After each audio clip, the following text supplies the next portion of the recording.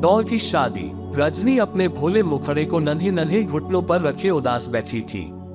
उसे अपनी doll Mary की शादी करनी थी। सबकी डॉलों की शादी धूमधड़ाके से हो रही थी। वीना की डॉल रानी का भी कल ब्याह हो गया।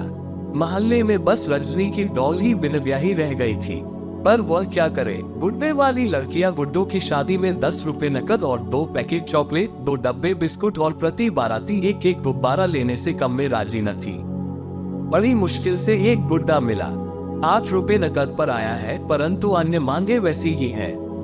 खिड़की के पार उड़ती तितलियां, चिड़िया की चहचहाहट उसे आज अच्छी नहीं लग रही थी।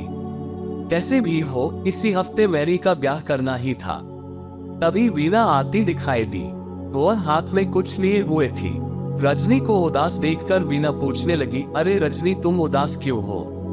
रजनी मासूमियत से बोली, उदास न हो, सबकी डॉलों की शादी हो गई, एक मेरी मैरी रह गई।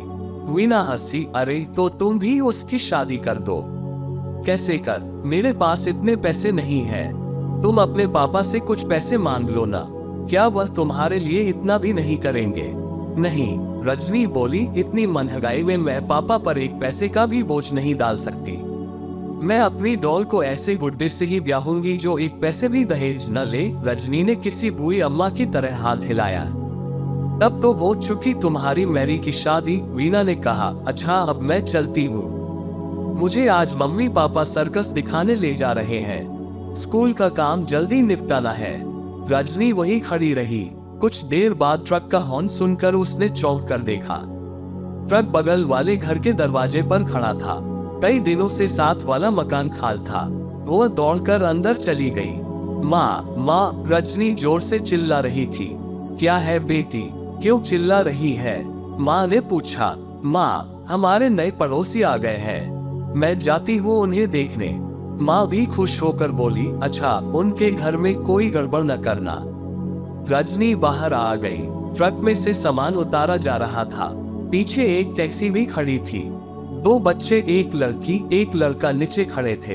एक वृद्ध महिला को सहारा देती हुई एक सुंदर सी औरत उतार रही थी। रजनी को पास खड़ा देखकर वह मुस्कुराए। रजनी भी धीरे से हंसी।